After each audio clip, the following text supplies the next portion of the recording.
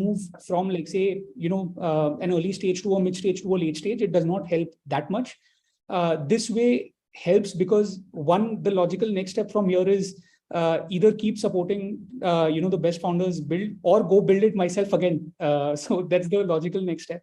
And obviously, this is how, you have that bias for action for whatever you want to do next, right? So this seemed like a more logical path in some way. You said, I'll also like Ashish to pitch in here. You said that you initiated two startups. One was Blue Ganesha and Motorhood, if I'm not wrong. So yes. What was your experience, and whether that experience, though it was a risk, high risk, failure, success, does not matter, but you learned a lot of things out of that. And that, sort of sets you in the game in understanding where you want to invest. So my question is to the both of you, that when you look for any investments, what are the key aspects that you guys look for? Ashish, you might want to go first. Yeah, I mean, don't mind going. Actually, it's a very interesting question, and I've been asked multiple times, right? And it has frankly evolved, I would say. So as a VC, the way I used to look at a company or an investment in 2016, 17 has actually changed a lot the way I look now, right? And I think Vineet will be able to echo with it to some extent. But to narrow it down, I think there are a few points which we definitely, as VCs want, is how big the market is. What kind of founders are we really backing, right? Because we are the soul of the startup, right? Many times we keep joking that the idea might not be good, but if the founder is good, we should put in the money, right? So I think that's very important to see in a startup, right? Who's really starting this and what kind of talent he's been able to attract, so to say. Apart from really looking at the typical things one would talk about around the unit economics and how the market is, it's also important to see the landscape around it, right? Many times we feel as a startup founder that, okay, there is something which we'll be able to do. And many people are not able to do it, and probably we'll be the first one to do it. And there's always an ignorance bias which kicks in play, right? So it's good to be aware of what is happening around you. Also see what has happened in other ecosystems like US and China, because they are way ahead of us, right? Which I believe and which I see that not many founders in India are doing it, right? And now it has evolved.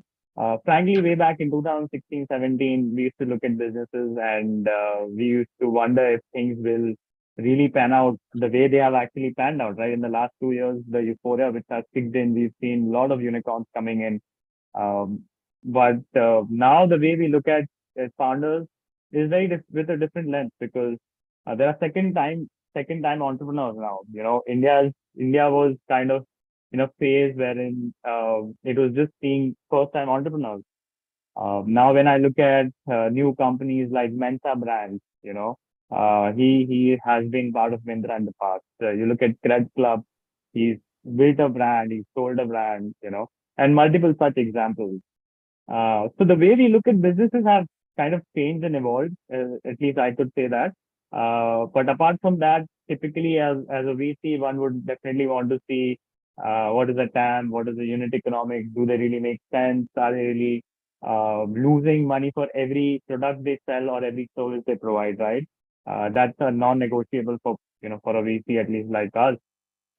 At the same time, how sustainable a product or a service is. And fourth point, I think, whether it's debated or not, I think there's also the FOMO which is created within the VC ecosystem, which a lot of VCs play on. And to some extent, last year, a lot of us were drunk on that. And we are seeing the hangover going on this year. So that's a fourth point, but which I feel is getting more rationalized now. Okay, so Ashish, from what I gather, you say that you would like to invest in someone who has gone big in terms of their research on their product. It's a viable product, it's a scalable product, and it's not something that's just a made up, fad. It's something that is really helping people out. So, Vinny, do you think that you resonate with that, or you want to add or dissect this even further? Yeah. So in general, I think the framework that has been shared by Ashish is fairly true across every fund. In general, funds look for similar things, right? But I would say the key difference is the key difference ends up at two things, right? One is just the risk appetite of the fund, and second is the mandate of the fund. Now, if you look at, for example, for us, we are the first institutional believers. We actually invest in a stage where it's typically angels. In some cases, angels are also not willing to invest. So we've invested in companies without even a product, just on idea. That is the risk appetite that we have as a fund. But in general, I think I would just say and I've been on the other side raising capital for a large organization like Ola to say that there are three things that really matter at the end of the day. And I call it, for simplicity, I call it the TMT framework. It's team, market, and timing. Team is what really is the make or break, especially in the early stage. Late stage, you can hire and solve for parts of it, but early stage, team is really a make or break in some way. The market has to be large enough, and there are some numbers around what is the right market size, what is the minimum market size which makes it interesting for a VC and stuff like that. But ultimately, we have a fiduciary responsibility to generate returns for investors, right? Which essentially means that by nature, by design, we have to operate in market which are large or are growing very fast. If either of the two are not true, then we have limitations where we cannot invest because it's not really our own capital, right? We are really managing somebody else's capital. So that's on the market bit. And third is on timing, right? A lot of people say that this has been done earlier. What is so different about it now? Maybe the timing today is very different. Maybe this, and one of my learnings when we did Blue Ganesha, I think it was too early. One of the reasons why we had to scale it down, it was too early for that, for when we started it. And over time, it just became irrelevant. So good that I did not continue on that path. But in hindsight, it was a timing problem. Now, there are cases where there is something that has not been done in the past, but there is a macro environmental change in the market today, which makes it necessary. One example of that is, for example, when COVID happened, a lot of companies emerged, which were solving for work from home, digital mental health, digital well-being. It's all for better communication, better coordination between team members while working from remote locations. All of this only became relevant. Zoom, the platform which we are currently using, only became so popular because of COVID, right? So that is the timing bit, which is really important. But otherwise, in general, every VC looks for similar things. Just the risk appetite and the mandate might be slightly different. Yeah. Okay. And sorry, just to add, I think what Vineet said around the timing, right? People often talk about first mover advantage, right? But in hindsight, when we look at it, some of the e-commerce players, right? eBay was actually the first one to start e-commerce in India, but they were not really successful. Flipkart came in much later, and they were able to really make it big, right? It was also the timing, and it was also the way they sold it in terms of really understanding the market well. What works in US might not work in India, and what works in India might not work in China for that matter, right? So timing along with really understanding the market well is important. You cannot copy and paste a specific business model from different country for that matter. Okay. Ashish, my next question is for you. You are a CA, okay, and you started in investment banking in the investment side of the VC. How did that happen? Because usually, CAs are, stamped as people who are finance folks who are supposed to do the number crunching, but the financial decisions are supposed to be taken by the MBAs of the world. So how did you, get into the investment banking space? So I think it was because of seeing what I saw around. I saw CAs doing, right. It never excited me a lot, and I said at the start of the conversation, right, that I did CA because it was in trend, right. It wasn't something which was planned for me. And the options were whether I should do Bachelor of Commerce or should I just go ahead and try for CA. So that was kind of a option, right? And I come from a Marwadi family with a background of business, right? So it was very exciting for everyone to know that I'm doing CA. And I just wanted to keep it up, right? And continue with that. I got introduced to investment banking a little late. Actually, I got introduced to valuations and diligence before that. A department called transaction advisory, which most of the CAs would know now. Way back in 2013, it was just picking up, right? Because as fundraising and diligence and M&A used to be one-off activity, not a recurring activity. So technically, I didn't get audit or tax, right? And I had an option of taking the third one, which is transaction advisory. So most of the big fours didn't believe that I would be capable of doing tax or audit, and I had to go ahead with doing advisory services. I remember EY not really taking me as an intern because they felt that I won't be able to pull off, right? In a way, it was luck, and it was also the timing. I was lucky to be in that spot, right? Given a chance or given an option of working with EY in tax or audit, my career would be very different, right? So I got introduced to this, which is called transaction advisory, and I was part of a very small team. It was like not even a revenue generating department for the company. They were just starting up. They were 3-member team, and I was the fourth intern. I was the fourth person, which was an intern, right? And the whole idea was to learn about valuations as whole, and understand how to really value a company. Frankly, on day one when I joined, I didn't really know anything, right? I just went to office and I just knew that. I used to follow Warren Buffett a lot, and all I knew was that there's a price and there's a value. You have to decide what you want to go ahead with, right? So that was something which I used to just think about, and I just went ahead.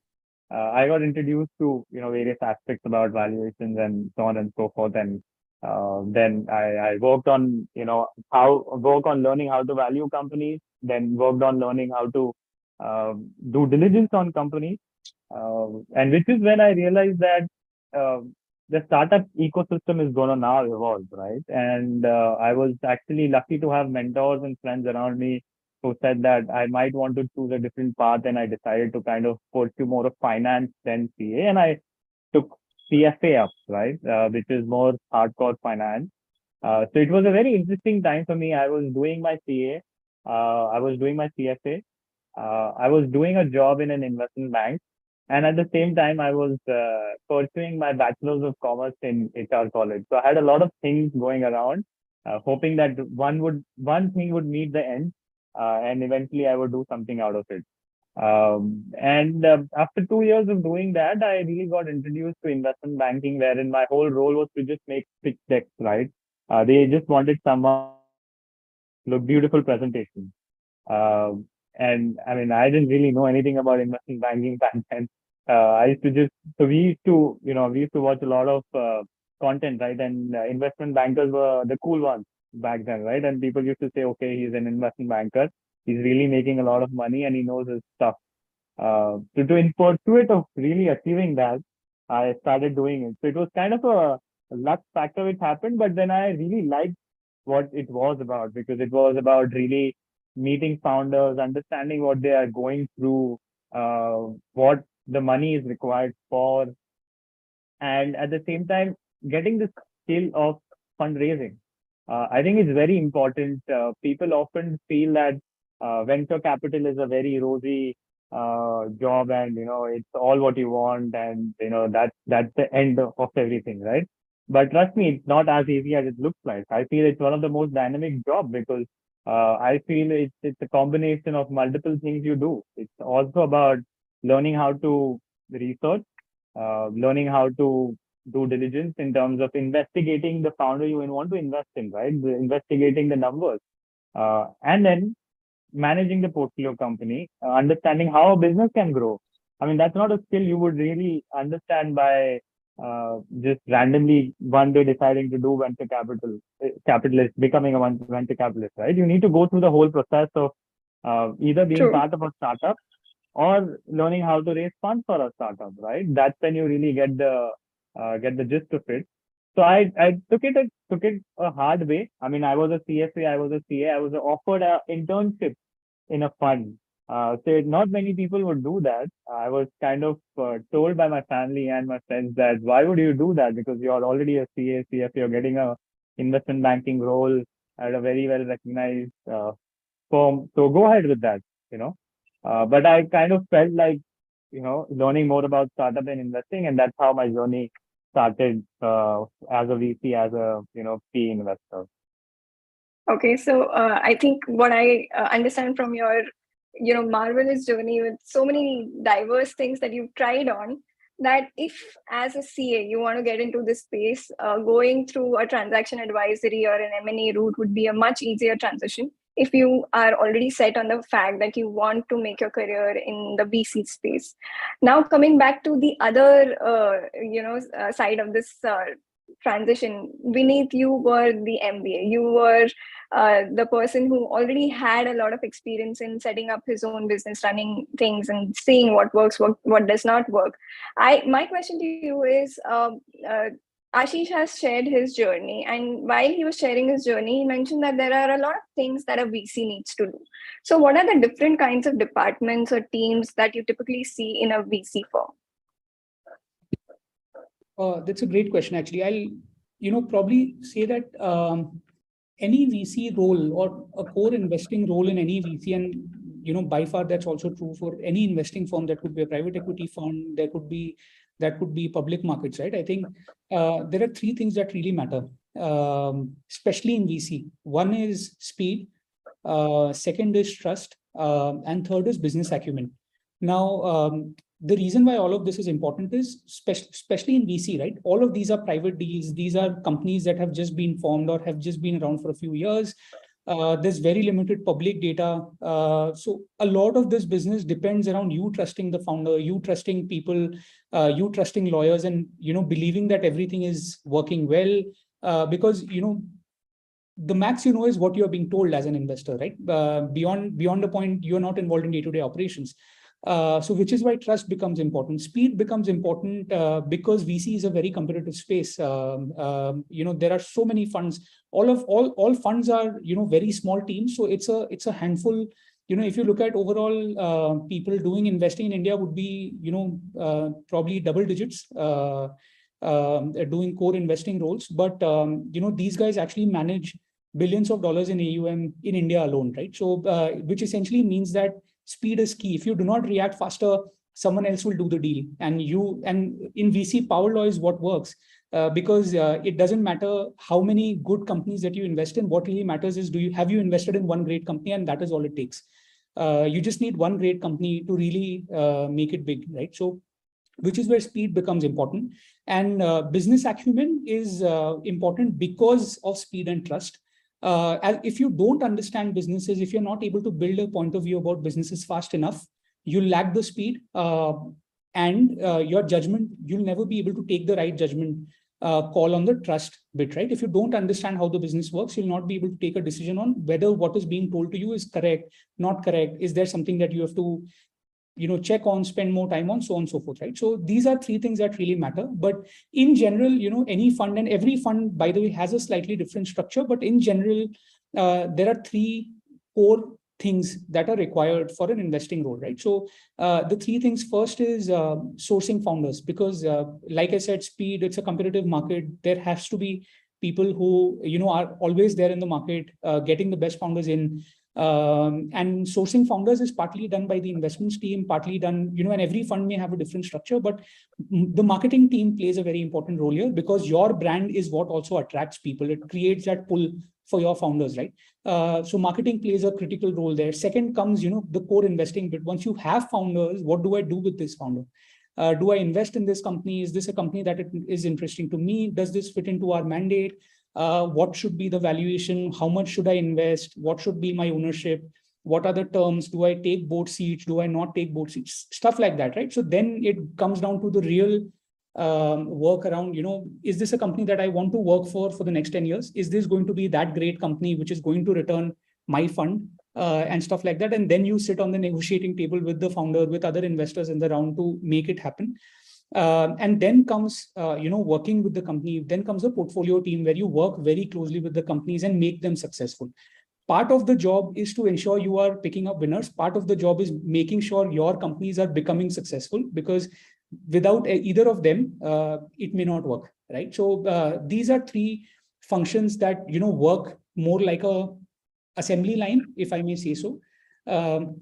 One function that is more specific to Antler is we have a program team, because we also invest through cohorts. So while we do investments independently as any other fund, we also invest through specific cohorts. Like we are currently running the Antler India Residency. We are also running the Antler India Fellowship. So there is a team who runs all of these programs, make sure the founders get the help they need, and whatever is the objective of the program. And then there are functions like, for example, finance and legal, which is very important to this business, because like I said, you can only trust the founder, you can only trust everything is fine if everything is fine on paper, right? Which is where the finance and legal teams become important. They are the ones who actually look at every number. And there are lots of times when, I have a lot of arguments with our CFO, who comes back and tells me, hey, we are exceeding the threshold, we cannot do this deal, so on and so forth, right? So they are the ones who keeps a sanity check on the business. Legal guys are the ones who keeps a sanity check, who keep a sanity check on the overall legal health of the companies, on all of the, agreements that we are getting into. Marketing, I've already spoken about. Fundraising is important. We are a fund. Eventually, other people invest in the fund. So fundraising is important. In most cases, the partners do it themselves. But in some cases, just because volumes are high, you may have specific people working on the fundraising bit as well. But in general, that is how, teams are structured. So you mentioned three very interesting things: that you need to have that speed, you need to have the trust factor, you need to understand who to trust, when to trust, and whether it is within that financial and legal ambit. And the third thing you mentioned is the business acumen. My question to you is connected a little bit to Antler. Now, Antler has invested in a lot of companies which are having the background of SaaS and FinTech and Web3 and EdTech. So all these things have, require a tech-based founder. But lately we've seen that a lot of people from the non-tech background have taken up roles and have come up with ideas in these areas. So what has your experience been at Antler, specifically because, you guys are catering to the finance capacity from pre-seed to Series C. So what is your experience with the non-tech founders?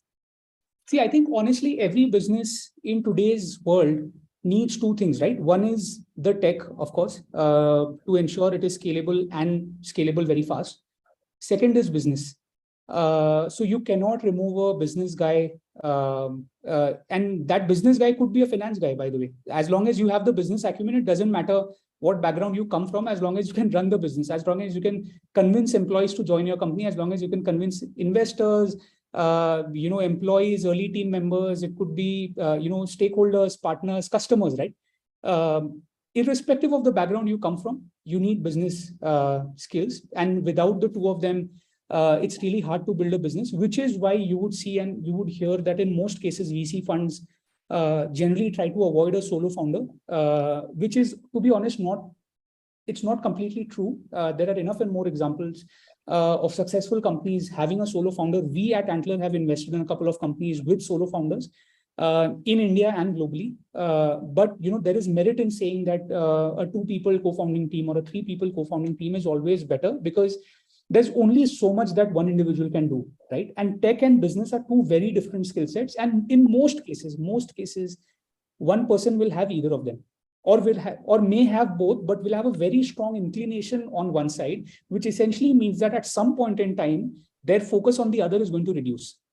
Now, you as an investor want to ensure that your company or your investment is hedged. You don't want someone who, is dividing time between 10 functions, who's hiring also, who's building the product also, who's talking to investors also. It is practically not possible, right? So I think there is enough and more space for non-tech co-founders. There are enough and more people from non-tech backgrounds who've made it very large, very big, in the startup ecosystem, are running multi-billion-dollar companies in India, forget about globally. And every team, I think, needs both tech and business. So I would not discount non-tech founder. I am one myself. Not that I'm a successful founder, but I am one myself, and I can't value it more.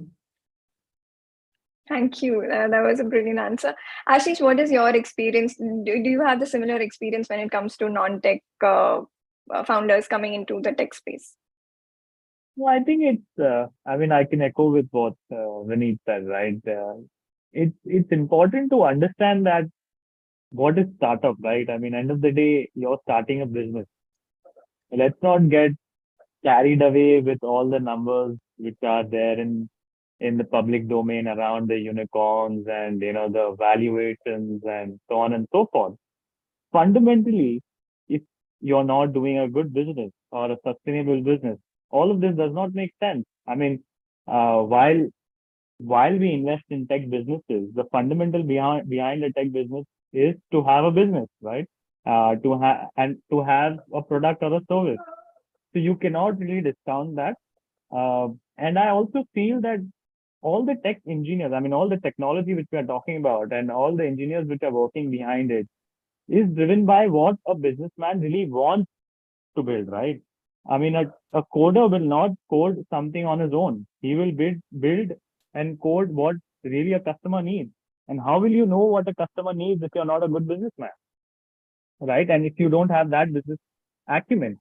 So I would say that it's a blend of both. Both are required, as Vineet said. There have been so many such examples, right? I mean, you look at Infra.market co-founder, like, he's a CA.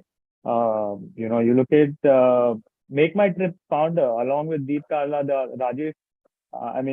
He's one of the first unicorns. Make My Trip is one of the first unicorns. He's a CA, right? And he's not really from a tech background. So it's very important to understand if you really are trying to solve for a problem in the market, and if you are trying to solve for that problem, it's not for value. It's more around to create a sustainable business. So we often say that, what are you really trying to build? Are you trying to build a sustainable business, or are you trying to build a company which is extremely valued, right? So there's a difference on that, and I wouldn't discount a person just because they don't have a tech background. I would say it's completely fine. It's all okay as long as you know what you have to build and what you want to pursue. Great. And this is a realization even I had after moving into the industry. A lot of us think that a tech background means anyone from an engineering background. That is actually not true. When a fund in startup terms, when you say a tech co-founder or a tech person on the team, you really mean someone who can do either a good product guy or a good engineer. And by engineer, I really mean, like, say, if it's a software company, it has to be a coder. If it's someone building an electric vehicle, it has to be a mechanical engineer. So someone who can code or someone who can build a great product. Now, there could be situations where you are building a software company or a mobile app or a consumer app, but the co-founder is a mechanical engineer, does not have any background in coding. They may not actually be the tech founder that we are talking about. And in many such cases, they actually happen to be the business founder because they have the business acumen, right? And business acumen does not come from your background. It really comes from a lot of other things, how you've trained yourself, what is your interest area, and so on and so forth. So just that clarification that tech does not, engineer is not equal to tech. Tech is what is more relevant for that business. For an electric vehicle company, it could be a mechanical engineering. For someone building, like, say, alternate meat, alternate protein, that could be chemical engineering, for example. For someone building a mobile app, that is 100% a coder or a product manager. So that is what you really mean by a tech co-founder. True. I completely understand when you talk about technical aspect of the product, how the product is going to come into being. There needs to be a person who absolutely understands whether there's a market requirement for it, whether he can potentially build it and scale it for a considerable future, and then that sort of plays a role in the business acumen. Coming to since you guys were, going gaga about how tech and non-tech are not very different, and people should, have both these qualities for creating a sustainable business. I just wanted to seek your 2 cents on what kinds of interesting funds that you guys have funded, or startups that you've initiated in the past few years, and something that you really took away, whether it was a huge success or it was a huge disaster.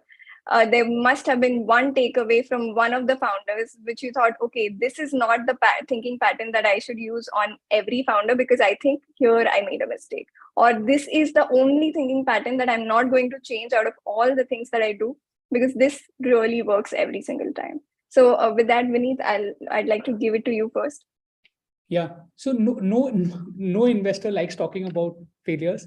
The good thing for us at Antler is that we are a very young fund. Though we've made 23 investments in the last 18 months, less than 18 months.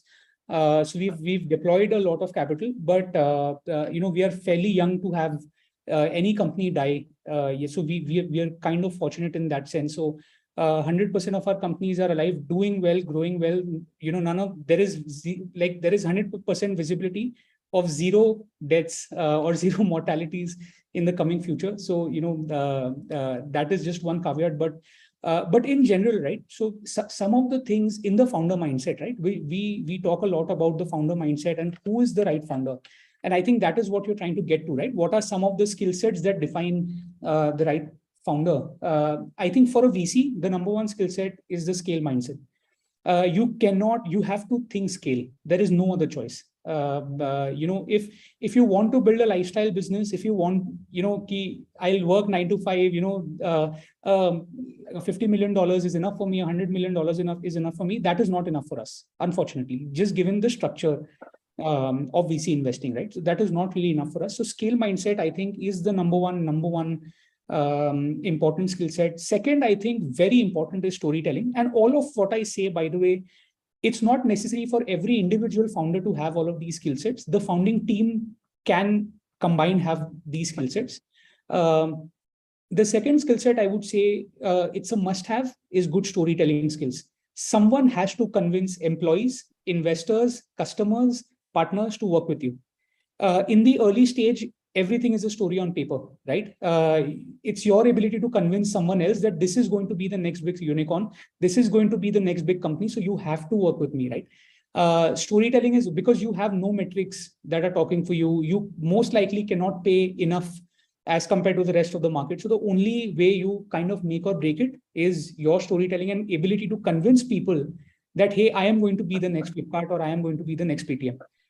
So storytelling is one, scale mindset is one. I would say bias for action is very important. You have to have an action to execute because, strategy is important, but end of the day, if you don't combine it with execution, it's just strategy, right? It does not help anyone. So you have to really get your hands dirty. When I built Motorhood, there was a point in time when I was doing car pickups myself, car deliveries myself, in some cases also fixing the car myself. And there was a point in time when my father told me that, if you had to be a mechanic, why did you do all of this? There was no point in you doing an MBA if you had to do but as a founder, you don't have a choice. And that is what a fund needs. That is what a VC needs, right? That, hey, this is the guy who's willing to get his hands dirty. No matter what, this is the guy who will make it work, right? So that is the kind of passion that you need. I think these are 3 things. There's a laundry list of things. And in some cases, there are certain sector-specific skill sets. Like, for example, if you're building an insurtech company, having an insurance background kind of becomes a must-have in the founding team. If you're building a fintech company, some understanding of regulations become important. If you're building a SaaS company, some understanding of a GTM, global GTM is important. So there are sector-specific skill sets, but the first 3 are, sacrosanct, irrespective of what stage or sector you are in. Absolutely. When the last part you mentioned that you need to get your hands dirty, you need to be there as a founder. You can't just say that this is not my job, this is not within the scope of my work, which is something that people especially the finance folks in our corporate world, in the industry space, it's always there's a scope. This is within your scope, within your pay grade, you'll do it. If it is not, you'll pawn it off to someone else and just pray that it works out. Ashish, what is your experience in terms of founders? What kind of founders, have you come across? I mean, having worked with, I think, more than 15, 20 founders as investors, right? And meeting like 2,000, 3,000 startups in the last 7, 8 years. I feel, I think a lot of points which Vineet has covered, but I feel it's important to see if they have that hunger, right? End of the day, what drives is the hunger. Because you're not doing a corporate job, right? It's not a 9 to 5 job. Like, it's not a SOP driven, a checklist driven job. It's so vague all the time. It's not even a startup, even for VCs. I mean, half of the things, it's pretty subjective. There's no objective, right? Company which is probably 2 months old on a paper. It's also about uh, knowing that the path is not clear, but there is like light after a tunnel, right? You have to keep following it. You have to keep convincing, and I feel over time I've kind of created. I mean, it's not a checklist, but I've kind of created a roadmap or a print. That's what I call, like, what a founder should have. How I define it is that first should be perseverance, which is P of the print, right? Resilience, you know, which is R. Integrity. They should be networkers, like socializers. And the last one should be team builders. When I see these things, right, they might sound very straight and simple, but when it comes to really getting on ground and doing all of these together, it's not that easy. And I think there were founders which we invested in were not able to showcase these qualities, and there were founders who were able to excel it. But after doing so much of investments, I think we've realized, and I have personally realized, that uh, the founders need to be really hungry and passionate about what they want to do.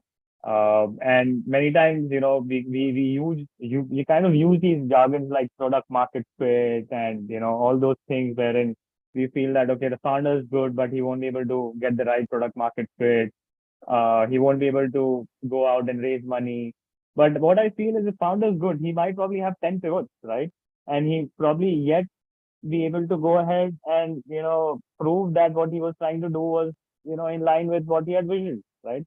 So I think passion and hunger is most important, which is probably not even there as much as we see talk about, or any other person, right? I think they are different creatures. I mean, it's altogether different.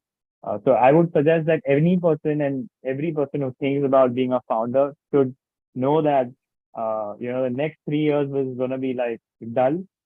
You probably won't really have anything in your pocket, but you'll have to keep going on, right? And if, one in probably 10,000 are able to raise money in 6 months and able to make themselves a unicorn in 5 years or 4 years. So don't get carried away by that. It sounds and looks and it's portrayed very glamorous and shiny, but it's not as rosy as it sounds like. Absolutely. And very interesting acrostic that you shared, Ashish: print, perseverance, resilience, integrity, networking, and team building. Very interesting way of putting things. Before we open the platform for the viewers to ask their questions, I have one last question for you guys. We've been talking and blabbering about how you want a founder to be and how you want a startup to be, what kind of businesses species are interested in investing. But now when I'm speaking from the perspective of a job seeker who's in the role of finance, who wants to get into a startup, there are two things that probably comes into someone's mind. One would be that what kind of salary negotiation and the ESOP deal should we take up? And second, and most important, is how to vet whether this startup is a good idea. Because, a lot of times when you both mentioned this, that there needs to be speed and there needs to be some rhythm to the kind of investments that we are making. And in that situation, what happens is something that seems like a trend does not stay for a very long period of time. And a lot of people lose their jobs and have to make shifts and arrangements again. So these are my two questions. One, what could be a good salary and ESOP deal negotiation system? And second, how to vet a good startup? Vineet, would you like to go first? Sure. So I think in general, I think one call out is that, and it all seems glamorous, but startups and VC, is high risk. Both are very stressful jobs, irrespective of which function or what is your role. Both are stressful jobs, primarily because the speed at which you're growing, the team may not be growing as fast, right? The growth in the team may not be able to catch up with the speed at which the business is growing, and hence you have to constantly put in way beyond your weight, right? And it's crucial for the business also that you sometimes see, it's not advisable. Nobody should do it. But with all honesty, again, there are times where there's no other option, right? Because your business is growing so fast that you have to put in beyond your weight. So all of it sounds very glamorous, sounds very exciting from the outside, but if you are signing up for something like this, be prepared, right? If there's no harm in being a part of it, and it is glamorous. There are things which are very good about both startups and VCs and anything early stage, right? But there are times when it is really stressful. There are times when it is really hard, right? Given, like I just said, VC is an intensely competitive space. I have been in multiple industries before this. I've not seen an industry which is as competitive as VC, to be very honest, right? Because in India, there are more than 50 funds, everyone fighting for the same founder. So it becomes incredibly difficult. Now, I think the way you negotiate salaries or the way salaries are structured, I think a VC fund and a startup are two very different structures. In a startup, you typically have a fixed variable and something called ESOPs. ESOP is employee stock options, which essentially is equivalent to equity in the company, not directly equivalent, but for all practical purposes, you can consider it to be equity in the company. Now, fixed and variable again depends on companies, depends on the role, depends on the level of seniority. But typically, every industry has a standard, split of fixed and variable. In most cases, people try to fight for ESOPs because the maximum delta or wealth creation for you as an individual cannot happen by, through the salary. It can only happen through ESOPs. And so far, there are many successful examples, Flipkart being obviously one of them, which has been most talked about. But there are multiple examples of real wealth creation through ESOPs, right? So that is the salary structure at startups. VCs have similar, but some different nomenclatures. There is a fixed, there is a variable, and the ESOP is kind of replaced with carry. Carry is basically, it refers to carried interest in the fund. Because you are managing a fund, you're part of a fund, you have certain allocation on the upside. Again, similar fundamentals. Wealth creation can really happen through carry. Salary is what keeps you going. You can make enough, more than what you need, but wealth creation can only probably really happen through carry. So if you really want to optimize, if the core of it is, if you have a long-term view to work with that company or that fund, fight for carry / ESOP. If you're taking a short-term view, if it is a bridge opportunity for you, I'll work here for 1.5 years and then move on to something else, I would rather fight for fixed, because carry or ESOP won't matter if it is for the short term. I hope that answers your question, Ruma. It does. Ashish, would you like to chime in, add your wisdom?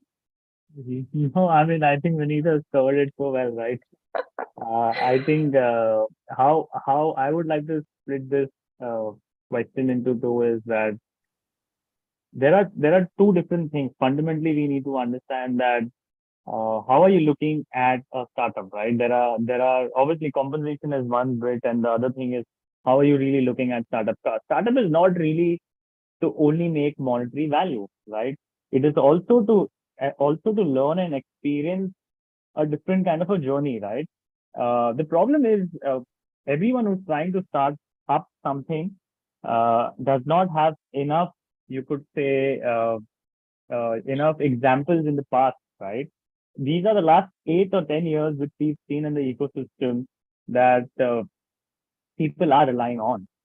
Today, what we believe is that most of the millennials or Gen Z, we believe in, what I want to do in the next 10 years and how much money I want to make in 10 years, right?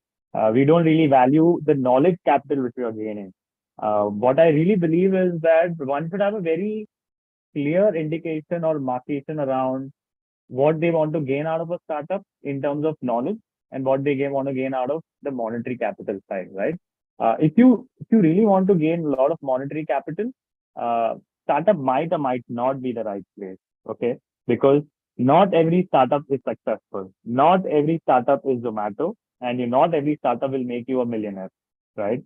So that is a fundamental decision one needs to make, right? That is my first thought. Second thought is how to really select a startup. I think it's a very, very tricky call and a situation to be in. I would tend to believe that a person who you already know, a person who you believe in, right? There has to be a very clear leadership in place, right? Because as I said, I think our conversations in the last 50 minutes have been around the founder quality, right? If you don't really believe in the founder, if you don't really believe in the leadership team, you should not be part of it. I think there is a survey around, around the globe that people don't quit their jobs because of the work they do or the organization they are associated with. They quit the job because of the bosses they work with, right? Or the leader they are working with.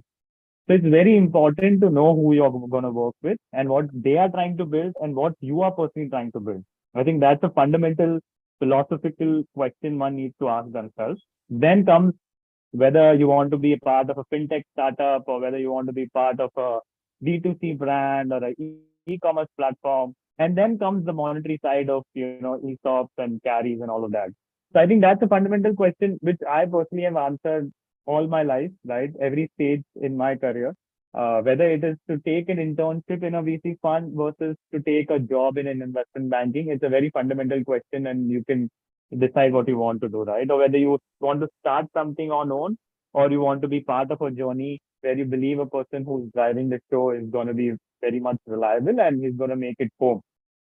I think that's more fundamental question. And I think Vineet has covered really well in terms of the thematic, which is carry, ESOPs and profits and your salaries, right? But I feel one should really focus on the knowledge capital in initial years of their life because we need to understand that we start working where? I mean, as an individual, we start working at the age of 23, 24, 25, right? I mean, that's when we start working. And we've got like literally 30 to 35 years. I mean, it's not that we've just got 10 years to work. I mean, we can't have short-term view.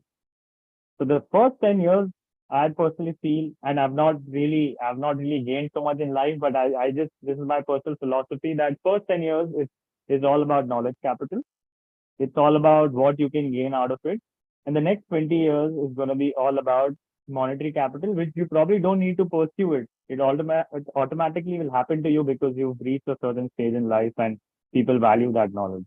So that's how I look at it. And I mean, I'm happy to answer anything else. Yes, so with that, you guys have absolutely and abundantly answered all my questions fairly. There are a few questions that I'm having in the chat box. I would like to request all the audience members, if you feel like asking a question, please raise your hands. We'll just get to you and we'll give you the rights to unmute. Before that, we already have 3 questions, so I'm going to ask those questions. Oh, we already have a lot of hands raised as well. Very interesting session is going to be. We're going to take these question answer sessions for the next 15 minutes.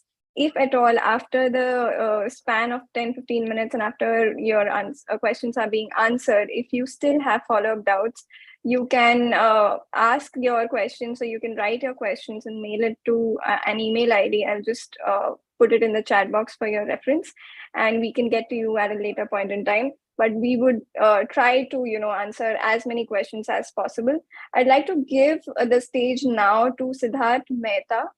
Siddharth Mehta, could you please unmute yourself and ask your question, please?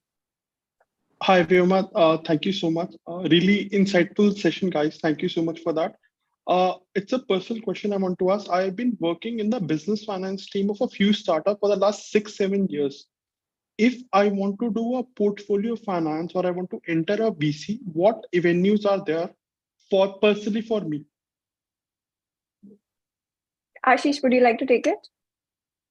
Yeah, why not? So, Siddharth, I think what I believe is that first you should assess that whether you really know what happens in a VC's journey, right? Because you're working in a portfolio management front. I believe is it like public markets or it's something else, if No, I no. may So ask? I'm working with Licious as a business finance partner for Okay, the revenue and marketing team. got it, got it. No, I understand now. So, I mean, you know the heat which a startup goes through, right? And versus what a VC goes through. It's very different, right? So from my perspective and my understanding is that a VC has different kind of roles. One role Mm-hmm. is to invest in startup. One role is to manage a startup and grow them.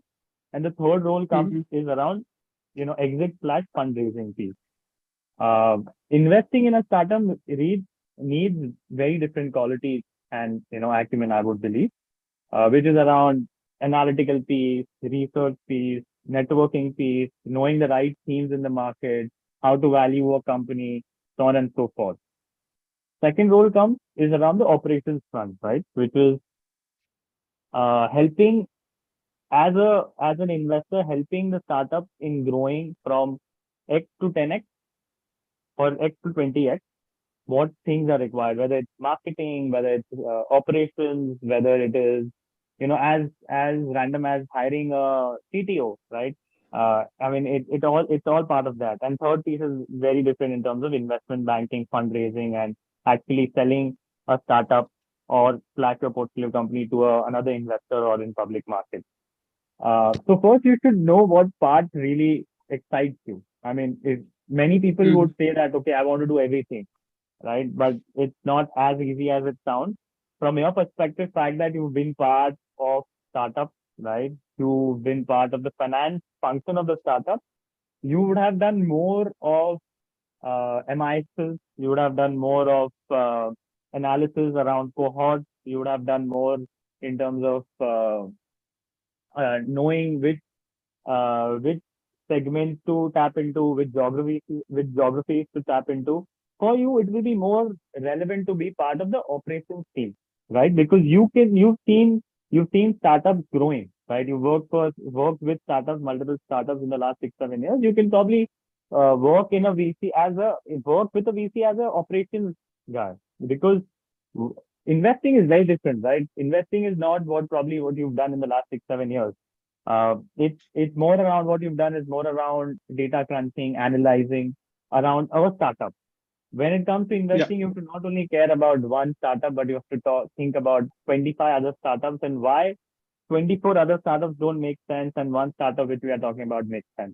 So I think for you, I think that makes more sense, I would say. And that will be a gradual, I think, progression, I would believe.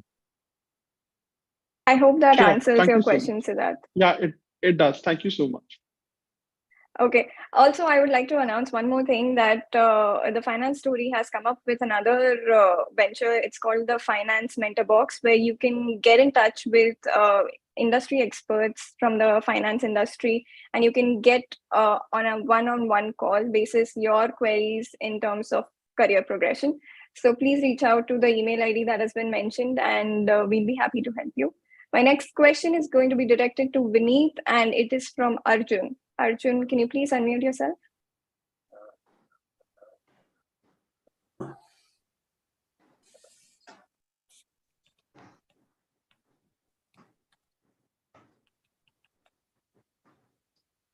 Okay, I think Arjun has not unmuted. I'm going to ask his question.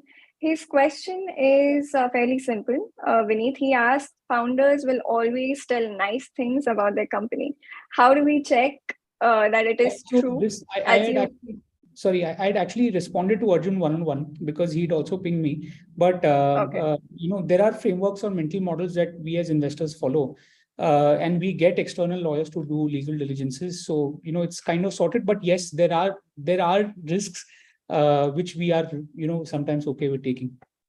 And Okay. sorry if I may add, I think a lot also plays around the softer skills, right? It comes, it just comes. It's just the experience Yeah. which comes which you cannot really acquire in some shape and form. It just happens to you, I would say. And it's all around the experience which you keep meeting so many people that you start realizing what kind of a founder it is. True. Our next question is from Aditya Dwivedi. He has a very interesting set of questions, and I think it's directed to both of you. I would love for him to unmute and ask if he's able to do that. Aditya? Yes, thank you, Roma, and thank you both the panelists for such an insightful session. So my question is probably something you guys would have answered hundred of times earlier. Basically, for engineers who don't really carry that finance knowledge, be it MBA, CA, CFA, which is something majorly we see, like you guys are from the same background. So it is definitely very tough for us to crack in the VC or IB space, basically finance space in any sector. So what could be one of those things we as an engineer or any other non-finance graduates can take up and basically see, and which would help us to basically crack that space? And this is considering we are not basically the tier 1 colleges. When I say tier 1, I specifically means IITs, because at times we see Goldman and big IB firms going into those spaces. Yeah, so I can take that question up. I think the big caveat is that I would call it out that the industry has more engineers than finance guys, so you should not be worried at all. I think there are multiple career paths into a VC firm. You just have, some of the key things that are required is one, some experience in startups or some understanding of startups, and really being there at the right time, because VC firms, like I said, it's a handful of people managing billions of dollars in AUM, which essentially means that hiring is slow, right? It's not like funds don't hire very regularly. Funds typically hire only when there is churn, number one. Number two, when a new fund has been raised, right? So that is which is why if you go back 1.5 years, the last 1.5 years, continuing to today, a lot of hiring is happening across funds because most funds have raised a new fund, right? So there is more expenses, more capital to be deployed, so on and so forth. Having said that, whenever I would say, if you really want to make a career in VC, take the first opportunity and get in. And you can grow within the industry because opportunities are hard to come by for the said reasons, right? Churn is less typically, and funds only hire when a new fund has been raised or someone is left. So if I may, just one quick thing on the same. So basically, as you mentioned that there are less hirings and all, but like less hiring because of obviously the less churn and other reasons you already mentioned. It is often like me as an individual, I won't lie, but I would have applied to probably tens of different hirings. So the problem that I believe everyone who would have done would face is that we usually don't cross that first leg of the application, and which my belief is is not only because of the lack of education, but probably like that could be another a major factor. So just if you could add on that. Yeah, so that's a very fair question, and I think there is only one reason, right? Funds have very limited mandate to hire.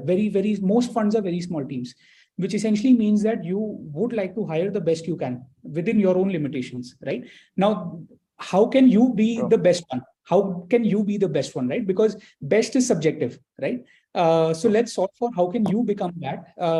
Most people directly out of college may not have the required on-paper experience, but a lot of people that VC funds are now hiring, let's say straight from college with 1 or 2 years of experience, are people who've actually done side projects, are people who've spent time interning at funds or helping out startups pro bono. That gives you that initial bump up, or that gives you that initial expertise, which then sets you up for a role. So you have to, one way to crack a VC role is to prove that you are going to go out of your way like a founder to make it happen for yourself. That is the only way. Sorry, to also add, I think, Aditya, this is something which, I've also gone through, right? Let me tell you. I mean, I'm a CA, but I also had gone through it. So the only solution to it is to be hungry around what is happening in the VC ecosystem. As Vineet said, try to create a certain level of thesis, what kind of investments you would want to do, create a certain criteria or create a one pager or white pager around what your viewpoints are. Say around any themes which you read, right? It does not matter. So just imagine a VC getting hundreds of applications every day. But in that situation, there's another guy who sends named Aditya sending a CV plus one small pager around his personal thesis around how to invest in startup. As simple as that. Frankly, Vineet and I would be the first ones to read that. Right? We would say, okay, fine, he sent something new, let us read it, right? So that's how you can stand out. It's as simple as that. And it's very fair that we don't end up responding to a lot of it because we are overwhelmed of that. And the other reason is that there's not so much hiring happening. So my suggestion would be keep reading, keep reading Your Story, Inc. 42. There's so many such platforms. Keep reading about startups, create a certain thesis, and I think you'll be there. That was really very helpful from both of you. Thank you so much. Thank you for asking such a wonderful question, which really created a mini brainstorming session. My next question is from Rishabh. He's asking, is it better to be a sector specialist as an investor, like a fintech investor, or is it better to be a generalist investor? I mean, I can take, if you want. Yeah, please, Aashish, go ahead. So it's very contradicting, but I mean, in a world of specialists, right? You've seen that, not only in our industry, in every industry, people want to, specialize in something. You can pick something like being a doctor, right? Everyone is so specialized in certain things. But I personally feel as a VC, you need to know a lot of things about a lot of topics, right? You can't be master of one. You have to be jack of, right? Let me tell you that way. If you're master of one, go ahead, start something on own. As simple as that, right? If you know a sector or a theme extremely well, why are you not starting it up, right? As simple as that. So I believe, and that is why, I mean, I've worked on multiple sectors in the past and I've invested in multiple sectors, which is very contradicting to what is happening really, in most of the professions today. But personally, I feel that, as a VC, you should you should have a broad horizon because you never know what kind of opportunity comes to you. So if you're an expert in fintech and tomorrow, I mean, I don't know if everyone is tracking, but what happened in the last 2-3 months, what RBI has done for fintech companies, right? It's very critical and interesting time for these folks, right? So either you can be dependent on that. I love this sector. I just want to keep doing what it is. Or you try to be in a fund which gives you more leeway and, lets you be around a lot of sectors, right? But most of the funds, unfortunately, end up having sector demarcation because they also can't let everyone do everything. But as personally speaking, I would want to, kind of be part of multiple sectors. Okay. I think that fairly answers the question. The next question is, Vineet, sort of directed to you. Does VC really invest in early stage? What Antler sees in making investment at every early stage? Yeah, this is by Shantanu. Yeah, we are a living example of investing in the early stage. Like I said, about 56% of our investments were made in the pre-product stage, which is when it was really an idea on paper. In some cases, not even on paper, in the mind of a founder. So that is how it really depends on the risk appetite of the firm and the investor. We have the risk appetite to take those bets. Now, what are things that we see? It's really the same as what I mentioned in the qualities that are important for a team. But in general, we see that crazy hustle, crazy passion for building this. Is this something that they understand, or is it something out of the blue that they want to build?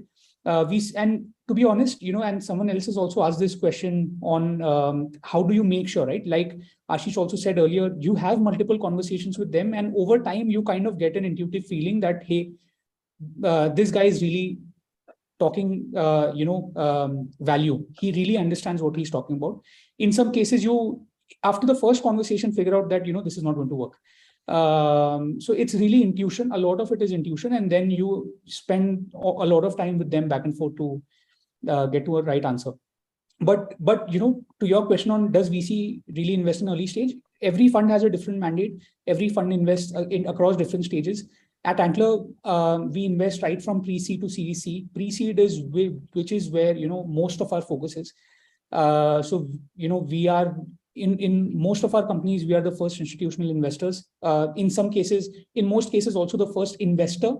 So we have the risk appetite to do early stage. That amply answers the question. With that, we move on to the next question, which is by Anshuman Khetawat. He has actually asked 2 questions. I'm going to take up only one of your question, Anshuman, because it's very, very interesting.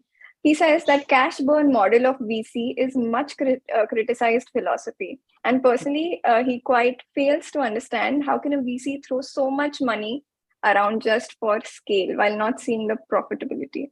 How do you know whether you are a fit to the VC industry? So I think these are, like you said, Vyoma, these are 2 different questions. I'll answer the first one first.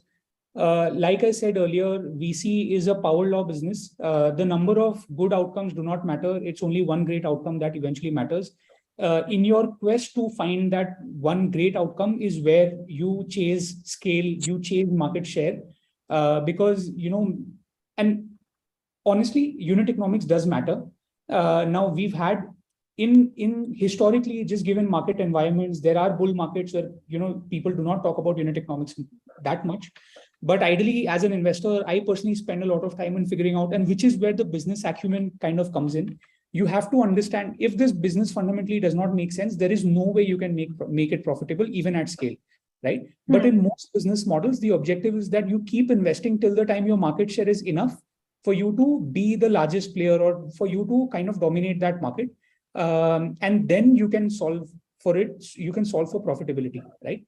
Now, there has been I would say, a tectonic shift in the industry. Most people are trying to solve for profitability much earlier than they were earlier, right? So I hope that answers the first part of your question. Second part of your question is, how do you know whether you're a fit to the VC industry? I think, again, the answer depends on the role that you're talking about. But if you're talking about core investing roles, I think, referring to the earlier question, you have to know, quite a few things about a lot of things, right? Unless you have that or unless you want that for yourself, I don't think this is a role that would be suitable for you. Second is, this is a role that requires you to be fast. This is a role that requires you to, keep forgetting what you've learned and keep learning new things, right? Unless you enjoy that, you may not enjoy a core investment role. So those are some things, but it really is very subjective. If you enjoy startups, highly likely you would enjoy VC. That's a very interesting answer. Yes, if Antler. I could just ask on that, how the two were related. So it's really about the scale. So how do you know that you're going to continue investing despite knowing that 9 out of 10 might not be successful? You're like throwing so much money out on that. The profitability might not come in. So I was linking it to that mentality that how do you know whether you are a fit? Like, do you believe that, okay, I have a lot of money and I am, if only the business model shows that there's going to be a scale, I can just go ahead and go for the investment in it. So just about that mentality, I was asking. Yeah. I would say, again, VC is a game of intuition. VC is a game of conviction. So if you feel that, any XYZ business model, you feel that this business model lacks sanity, lacks the unit economics, it will not, and I do that personally, by the way. If there is a business model which I think is not going to make money, I would not invest in it. There could be others who take that bet. They may have a different mental model and that it may work, right? The best thing about being in a VC role is that You can be wrong 99% of the times, but still be a great investor, because like I said, it's the power law, right? It's only one great company that eventually matters. So in a portfolio of 100, even if 99 of them die, and if you hit an Airbnb or a Facebook, anything else does not matter. So, we are wrong always with the investments we make and with the investments we do not make. So that is something that, again, that is something you have to accept. If you cannot accept that, this may not be a role that works for you. Yes. Yeah. That answers it. In other words, you have to have very little ego. You cannot have any ego. No, this bit, being a financial professional, especially a tax consultant, taking this particular sentence that Vineet just mentioned, that we are almost always wrong, and he said it with such candidness. My heart stopped for a bit, because that's not the attitude with which finance professionals usually work. So yeah, it's a good learning. Thank you, guys. We have one more question from Varun. Varun, if you would like to unmute yourself and ask. Thanks, Vyoma. Hi, Vineet. I wanted to ask. So I'm a co-founder of a tax software which we've set up in Australia, and we're planning to grow into other countries. So we just wanted to understand how do investors, like, say, your fund Antler has invested in a company like Upflowy, which has competitors in the market, but obviously there are things which they are doing differently, etc. And it's not a completely new SaaS breaking new ground. And we are looking at something similar. Like, there are a few competitors in the market, but we are entering via a different route. So how would you think about investing in that company, or if we were to say go out and pitch to investors? Yeah, so this is a great question, and to be honest, I did not have an answer to this until a couple of months back. So this is also a recent learning for me. But I would say, in SaaS, SaaS is not like consumer tech, right? Where you will have a J curve or very steep curve in a very short period of time, right? SaaS is a business that needs some time, and then it will consistently keep growing, right? What that means is that even if there are 10 other companies or 15 other companies who have started around the same time frame as yours, and no one is large enough yet, there is room for you to enter and be the largest company out there, because no one is the largest player. The market is not built yet in some way, right? The other way is, like, say, if there are enough and more players in the market and are large enough, do you really have a wedge or a reason why customers would prefer your product? I would say, unless either of the two are true, it may still be a great business, but it may not be a great VC backable business. Sure. And one of the things we should be cognizant of is, every business is good, but there are two ways of building a business. One is the VC way, one is the bootstrap way. And there is nothing wrong about it. It just defines the speed at which you get there, right? The outcome may be the same. It just defines the speed. Good. Thank you. I hope it answers your question. We have the last question for the day. It's from Abhinava. All the people who have been patiently waiting with your hands raised, I know there are a couple of people having multiple questions as well. Please reach out to the email ID and the mentor box link that has been shared, and we'll be happy to answer your questions. Yes, Abhinava, why don't you go ahead with your question? So again, I'm not a finance professional, but again, first of all, I would like to thank both of them for the wonderful session. Obviously opens up a lot of, I guess, avenues for us to explore. But I'm somebody who am from a very different industry. I do leadership hiring and executive search as a living. I've been doing this for the last 4.5 years, prior to which I was doing business intelligence. So Vineet is actually a senior from my MBA college, and it's good to catch up with him on a forum like this one. Now, having worked with founders, be it unicorns, be it unicorns, for product roles, tech roles, engineering roles, or any other support role for that matter, be it marketing, finance, or HR, what kind of opportunities would a leadership search consultant, or let's say a leadership hiring specialist like myself, would have if I were to look out and explore a role in a VC? Yeah. great question. I think, and I'm sure Ashish would also agree to this. One very important value add that funds do for their portfolio is hiring, especially senior hiring, right? So, leadership acquisition, talent acquisition is something that funds are very actively involved in. Having said that, in most cases, right, it is outsourced to an executive search firm. Just because executive search firms are more plugged into the market than a VC fund is, and volume of correct and volume of the volume of roles that you're dealing with, you can never have a big enough team internally to solve for it, and it is also seasonal, right? So it's not like if you have a portfolio of 50 companies, it's not like all 50 there would be a requirement for a certain role at all points in time.